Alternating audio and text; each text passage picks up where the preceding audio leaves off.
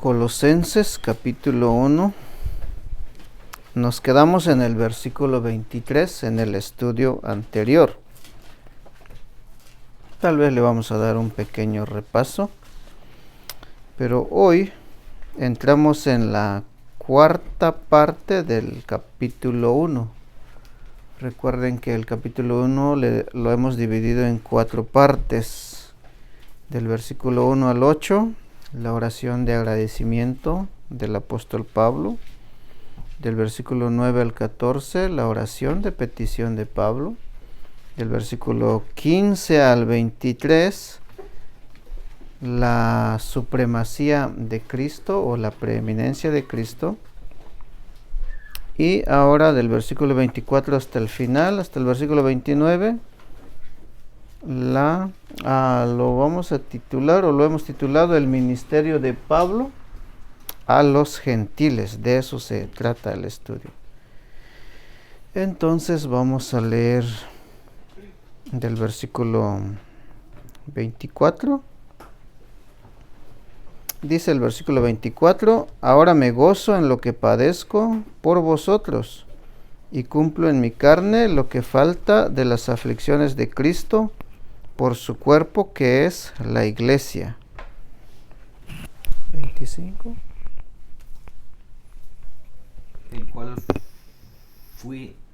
De la cual fui hecho ministro según la administración de Dios que me fue dada para con vosotros, para que nos anuncie cumplidamente la palabra de Dios. El ministerio que había estado oculto desde los siglos y edades, pero que ahora ha sido manifestado a sus santos, a quienes Dios quiso dar a conocer las riquezas de la gloria de este misterio entre los gentiles, que es Cristo en vosotros, la esperanza de la gloria. Ahí, hermano Reuel también, versículo.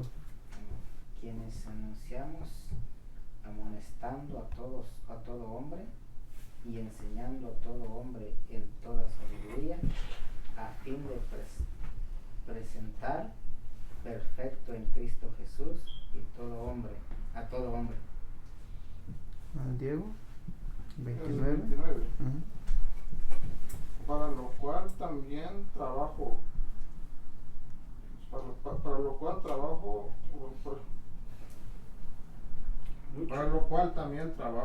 mucho, luchando según la potencia de Él, la cual actúa poderosamente en mí.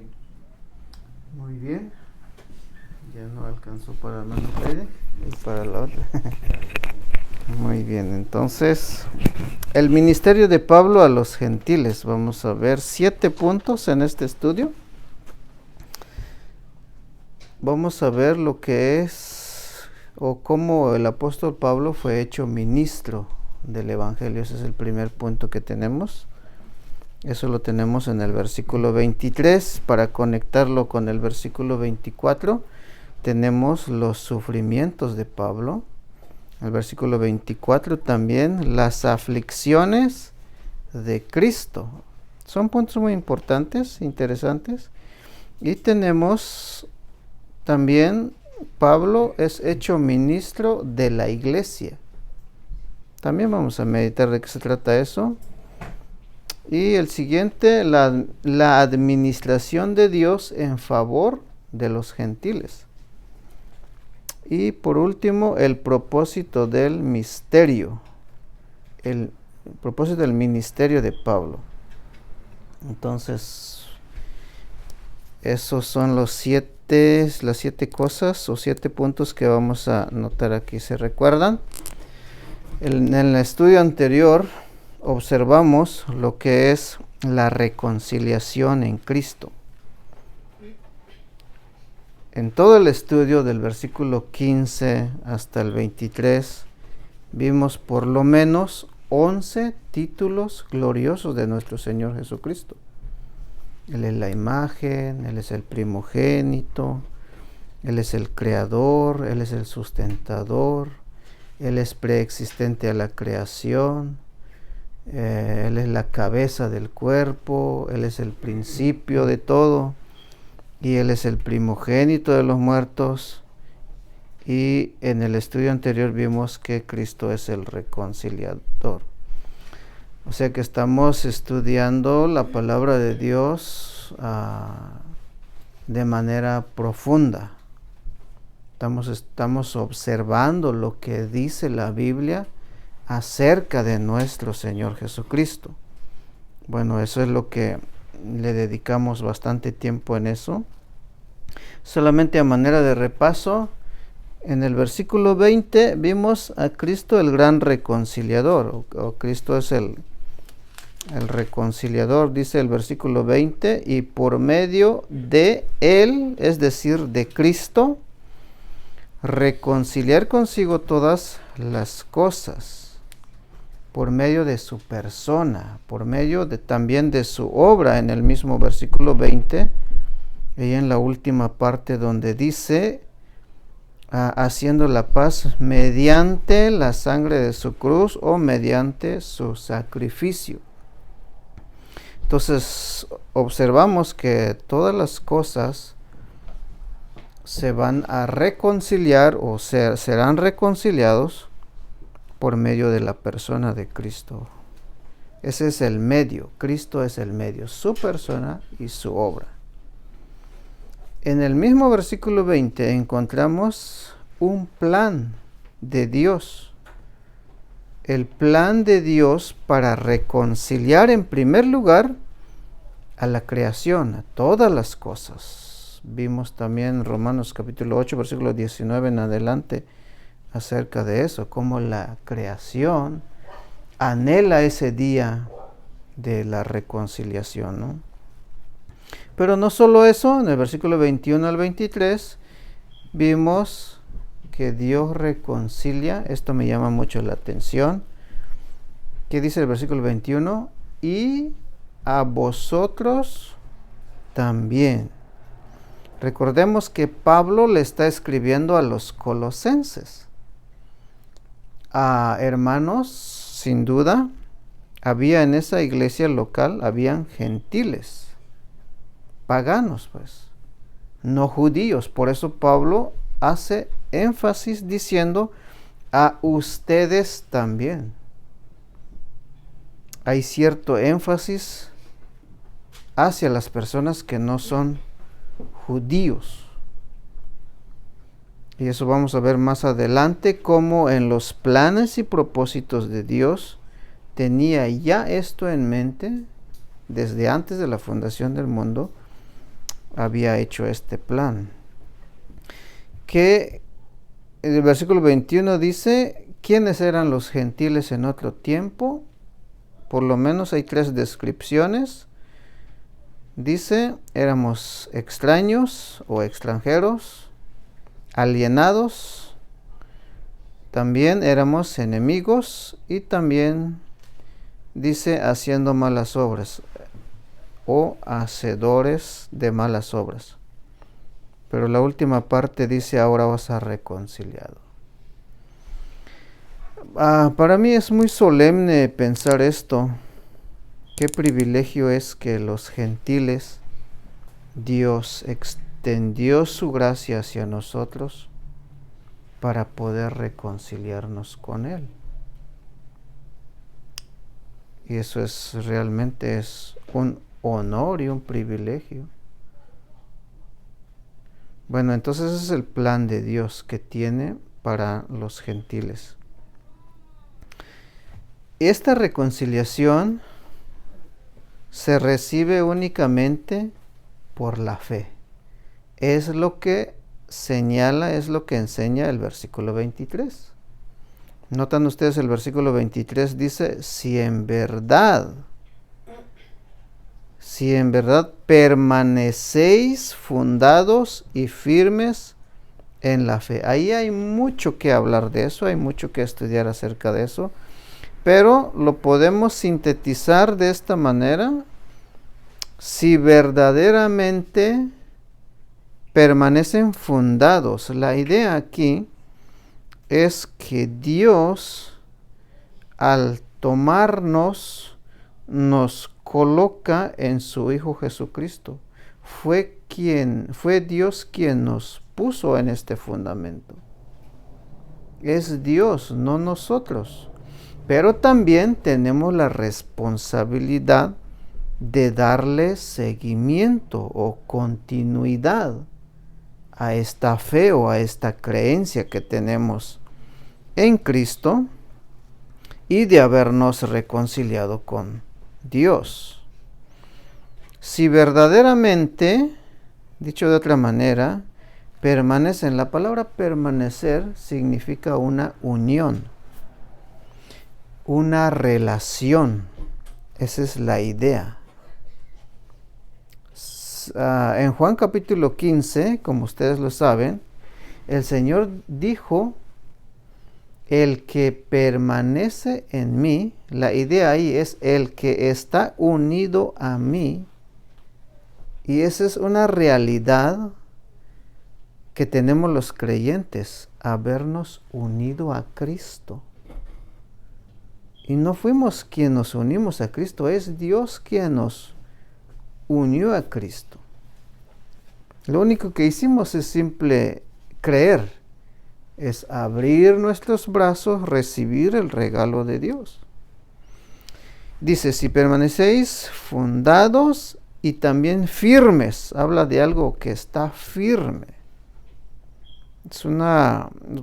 Prácticamente hace referencia a una verdadera conversión. Y luego sigue diciendo, en el versículo 23, y sin moveros de la esperanza del Evangelio. Según los análisis que se han hecho, es que en la iglesia de Colosas habían hermanos que estaban mezclando la fe, la doctrina de Cristo. Lo estaban mezclando con sabiduría y filosofía griega o filosofía humana. En el capítulo 2 vamos a ver más en detalle eso. Y la idea, se llamaban los gnósticos en ese tiempo. Esa palabra gnóstico significa conocimiento, pero nada que ver con la Biblia de Dios. Es otro tipo de conocimiento, es una creencia. Entonces mezclaban ellos y la idea de ellos era desarraigar a los cristianos de su fe en Cristo. Y también en la iglesia de Colosas habían judaizantes que mezclaban la ley y la gracia. ¿Qué sucede cuando se mezcla el evangelio con la ley? Sucede como en Gálatas, por ejemplo. ¿Qué sucedió en Gálatas? Cayeron de la gracia. Entonces era un peligro en la cual los colosenses estaban teniendo en esa iglesia. Pero precisamente Pablo les dice que si han creído en Cristo y están fundados allí, están firmes, no se van a mover de sus esperanzas. No van a separarse de Cristo. No van a empezar a creer otras cosas. No van a mezclar, esa es la idea. Ahora, sigue diciendo el versículo 23. Sin moveros de la esperanza del Evangelio. Es que el Evangelio trae esperanza. Ahora, que habéis oído, el cual se predica en toda la creación, es decir, en todo el mundo. El Evangelio se predica a toda la creación. ¿Cuál creación? Dice ahí que está debajo del cielo, es decir, en el universo donde estamos. Agreguemos pasajes como Juan 3:16, que Dios de tal manera amó al mundo. Tenemos también a Marcos capítulo 16, versículo 15 y 16 también. Jesucristo dijo: id por todo el mundo y predicad el Evangelio. Entonces este Evangelio se predica en todo el mundo. Ahora, ya vamos a conectarnos con los siguientes versículos. Note cómo termina en el versículo 23. Del cual yo, Pablo, fui hecho ministro. Pablo es hecho ministro. La palabra ministro viene de la palabra diáconos. Lo han estado estudiando en los martes, ¿verdad? Diácono significa, o ministro, lo que quiere decir aquí significa servidor, servir, ministrar. Tiene la idea de un mesero, como sucedió en el libro de los Hechos. Servir a las mesas, atender a las mesas. Por ejemplo, ahí en mi trabajo, cocinamos la comida, pero el cliente llega a pedir lo que quiere comer, un arrocito con camarones, ya se imaginan. Entonces lo cocinamos y el mesero viene y se lo lleva el plato. Entonces, esa es la idea de un ministro, de ahí sale la idea. Entonces Pablo dice, yo fui hecho servidor. ¿De qué? Del evangelio. Es decir, el Señor me llamó para llevarle el evangelio a los gentiles. Los gentiles somos los clientes. Y debemos apreciar la comida que el apóstol Pablo trajo a los gentiles. ¿Cuál es la comida? El evangelio. Es una manera de entender. ¡Qué privilegio! Que Dios haya hecho esto. Hechos capítulo 9. Vamos a Hechos capítulo 9. ¿Qué dice Hechos capítulo 9, versículo? Estamos ya en el primer punto de nuestro estudio. Es Pablo es hecho ministro o fue hecho ministro del evangelio. Antes de entrar en el versículo 24, echémosle un vistazo. Capítulo 9. Aquí Saulo, es decir, el apóstol Pablo, estaba persiguiendo a los creyentes, ¿verdad? Y un día, ocupado en eso, iba de camino a Damasco. De repente oyó una voz que le habló. Versículo 4.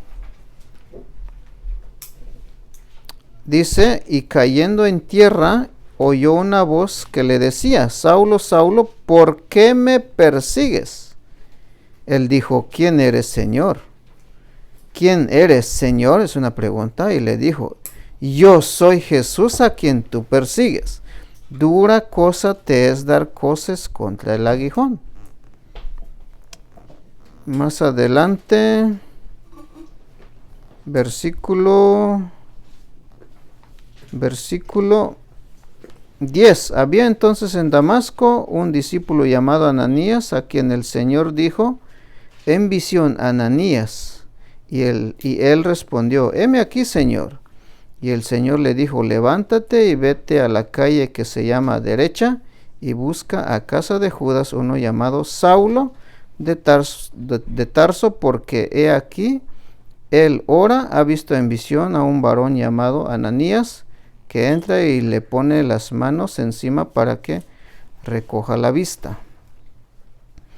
Versículo 15.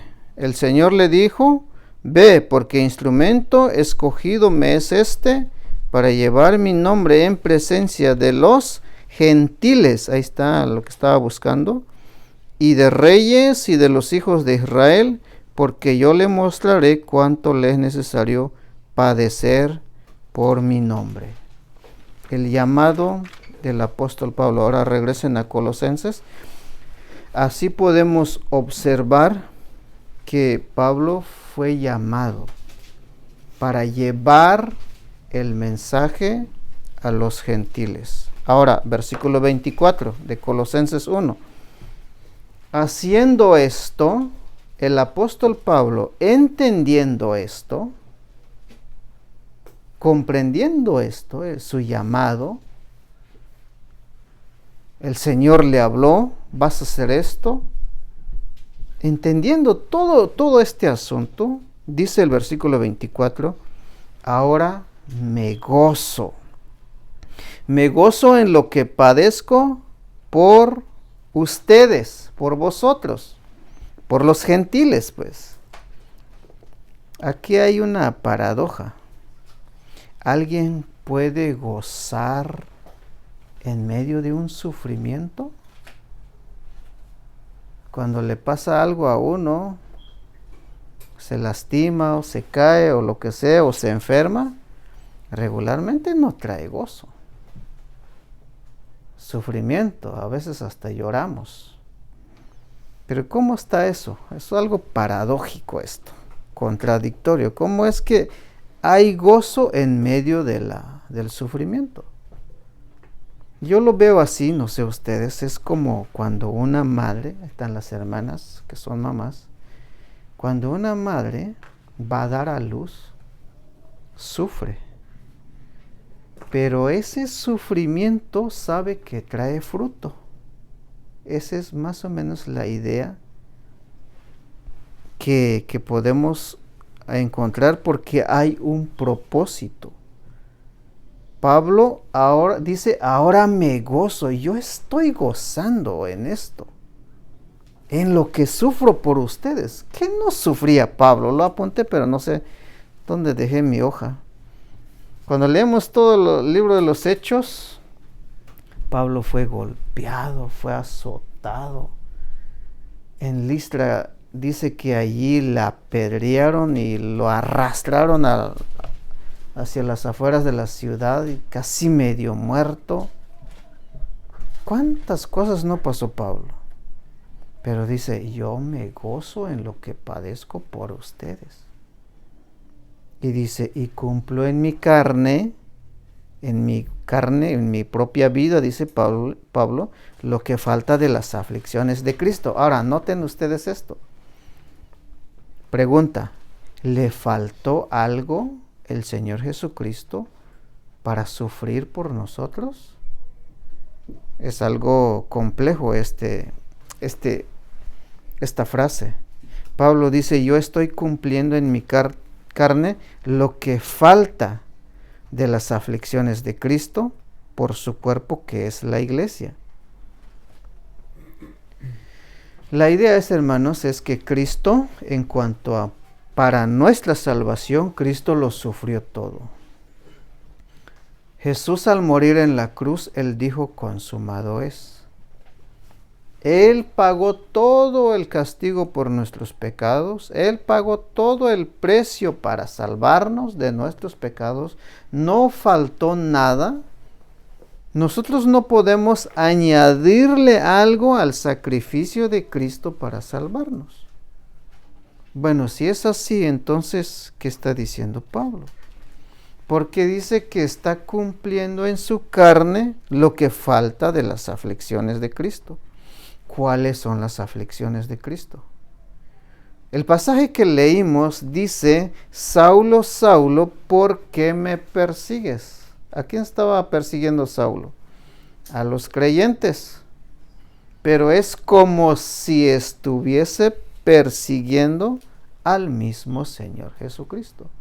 Entonces, las aflicciones de Cristo, en resumen, son los sufrimientos de Pablo y de todos los creyentes. Recordemos, Cristo es la cabeza de la iglesia y nosotros somos su cuerpo. Cristo está sufriendo en un sentido espiritual porque la iglesia es su cuerpo. Claramente dijo el Señor, no recuerdo exactamente el pasaje, en Juan capítulo, creo que es 16, donde dice, en el mundo tendréis aflicción, pero confiad en mí, que yo he vencido al mundo. Esto de la persecución en contra de los cristianos y todo tipo de sufrimientos por su nombre, por causa de su nombre, se tiene que pasar. Gracias al Señor, en este país no somos perseguidos. que yo sepa, en ningún momento nosotros nos han perseguido. Solo recuerdo una vez cuando íbamos a repartir tratados para la conferencia, un señor salió con su machete y dijo, yo no quiero nada de eso lo que ustedes están repartiendo. Pero así, sí me asusté. Ya no le dije nada. Está bien, señor, lo dejo aquí, ahí lo lee, y me fui. Pues, ¿qué me iba a hacer? Que no me puede hacer con un machete, ¿verdad? Algunos hermanos han sido golpeados como Pablo, mordidos por un perro por predicar el evangelio. Bueno, todo eso son aflicciones de Cristo. Jesucristo está en la gloria. Él ya no siente dolor como sentimos nosotros dolor cuando nos pasa algo. Pero en un sentido, su cuerpo sí. Porque claramente dice la Biblia que cuando estemos en gloria, ya no hay dolor, ya no hay sufrimiento. Dios enjugará toda lágrima de los ojos de los creyentes. Es un estado de gloria. Seremos como Él. Pero mientras estamos aquí, sufrimos las aflicciones de Cristo. Y así el Señor Jesucristo lo considera. Si tú sufres como creyente, si usted sufre como creyente por Él y por su nombre, por su obra, es como si Cristo estuviera sufriendo. Muy bien, ahí pasamos al segundo punto, los sufrimientos de Pablo. Y luego ahí mismo en el versículo 24, las aflicciones de Cristo por su iglesia. Y número 5, me voy a detener aquí.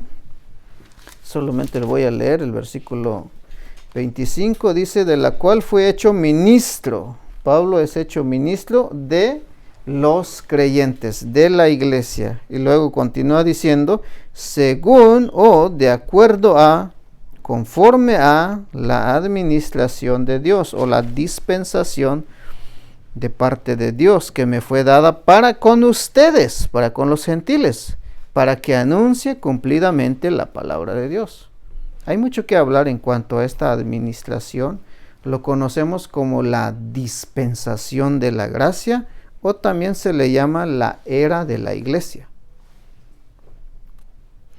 Es la administración de Dios. ¿Qué es una administración?